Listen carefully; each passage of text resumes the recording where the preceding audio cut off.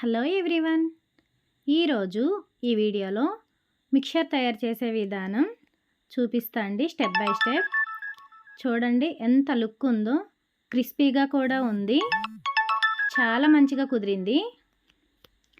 ఒక కప్పు శనగపిండి తీసుకున్నా అండి. ఒక కప్పుకి బియ్యపిండి పావు కప్పు అంత తీసుకోవాలి. బియ్యపిండిని కొంచెం బేకింగ్ సోడా వేసుకోవాలి. అదే పిండిలో కొంచెం తగినంత సాల్ట్ తీసుకోవాలి, కొంచెం పసుపు. ఇవన్నీ కలిపి మంచిగా జల్లించుకోవాలండి, ఉండలు లేకుండా.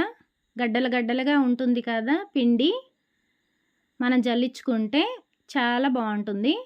చూసారు కదా, ఇలా ఇవన్నీ తీసేయాలి మనం. ఈ పిండిలో ఇప్పుడు మనం వాటర్ కొంచెం కొంచెంగా యాడ్ చేసుకుంటూ కలపాలండి. కొంచెం కొంచెంగా కలుపుకుంటేనే బాగుంటుంది.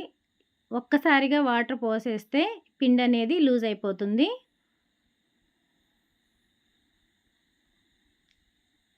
చూసారు కదా, ఇదే విధంగా మీరు కూడా కలుపుకోండి. ఈ కన్సిస్టెన్సీ లాగా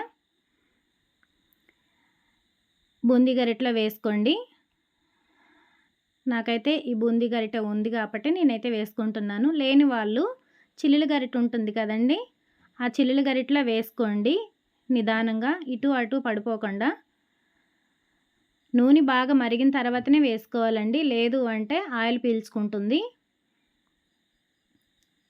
చూసారా, నూనె బాగా మరిగాక వేసుకున్నాను కాబట్టి ఒకదానికి ఒకటి అంటుకోకుండా మంచిగా ఏగుతుంది కూడాను. గోల్డెన్ కలర్లో వచ్చాకే తీసుకోండి, లేదు అంటే లోపల పచ్చి పచ్చిగా ఉంటుంది.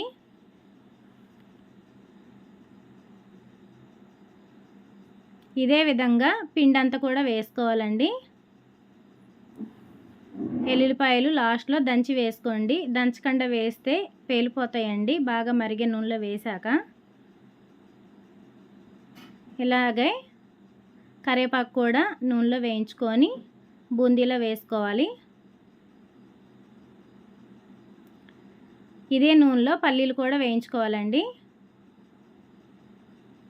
మంచిగా వేయించుకోండి, లేదు అంటే పచ్చి పచ్చిగా ఉంటాయి, టేస్ట్ అనిపించవు ఏగకపోతే.